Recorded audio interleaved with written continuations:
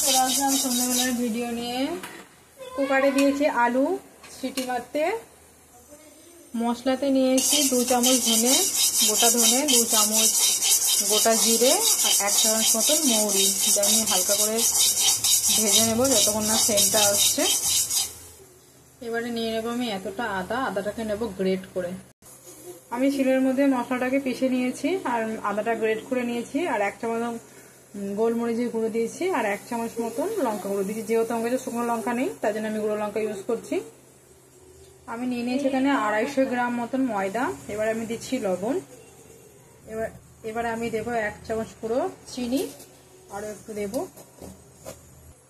এবারে দিতে হবে তেলটা, বেশ অনেকটাই দিতে হবে যেহেতু ময়াম দিতে হবে। এবারে ময়দাটাকে মেখে নেব। এই দেখুন বন্ধুরা, এরকম হবে, মুঠো মতন হবে, তাহলে ভাববেন যে ভালো করে ময়ামটা হয়ে গেছে। এবার আমি জল দিয়ে দেব।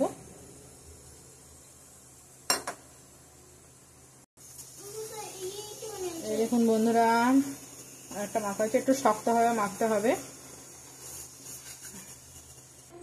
এই দেখুন বন্ধুরা, মাখা হয়ে গেছে। এবার আমি এটাকে একটু রেখে দেবো 10 মিনিটের জন্য, যেহেতুটা সফট হবে।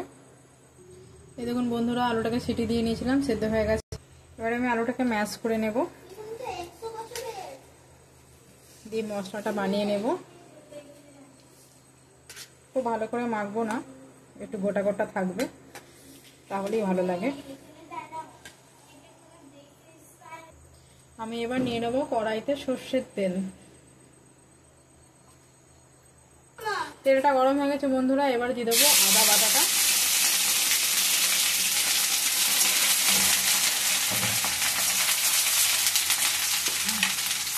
আদা বাটার ওপরে দেব লবণ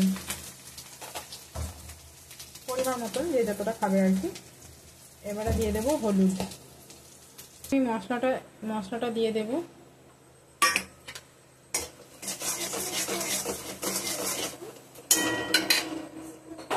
এবারে আমি 1/2 চামচ মতো দেব কিচেন কিং মশলা।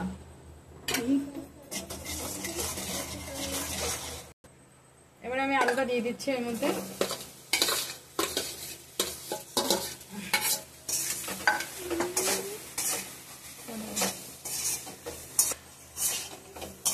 এবার ভালোভাবে মিক্স করে নেব।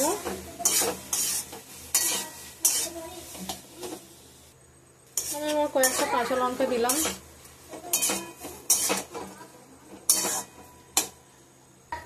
এই দেখুন বন্ধুরা, একেবারে রেডি হয়ে গেছে। এবার আমি নামিয়ে নেব সিঙ্গাড়ার আলুটা।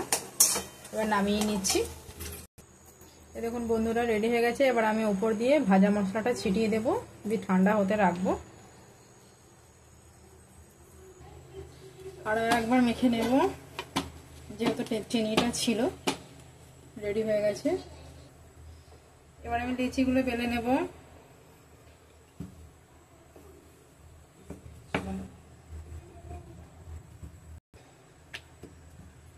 লম্বা করে বেলে নেবেন, তাহলে পুর ভরতে সুবিধা হবে।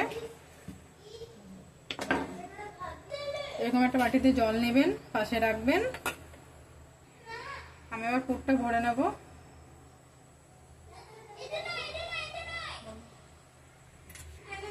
এবার আলুটা এরকম করে গোল করে নেব, দিয়ে পুরটার মধ্যে বন্ধ কর। কোনোদিনও ট্রাই করিনি, আজকে প্রথমবার ট্রাই করছি। খারাপ হলে কিছু মনে করবেন না। সিঙ্গাড়া তো আঁকাটা খুব একটা আসেনি। এই দেখুন বন্ধুরা, আমরা সিঙ্গাড়াটা তৈরি করে নিয়েছি। এবার তেলে ভেজে নেব। এবার আমরা সিঙ্গাড়াগুলো একে একে ছেড়ে নেব।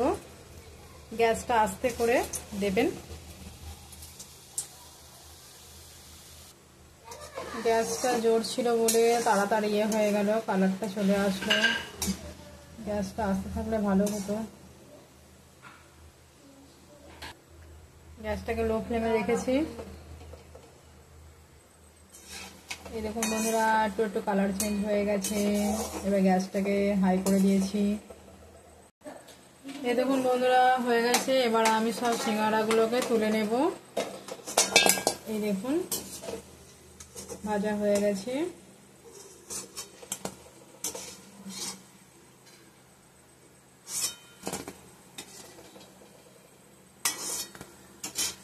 এই যে কেমন হয়েছে বন্ধুরা একটু কমেন্টে করে জানাবেন, ভালো লাগলে অবশ্যই লাইক করবেন, শেয়ার করবেন। খেয়ে জানাচ্ছি কেমন হয়েছে।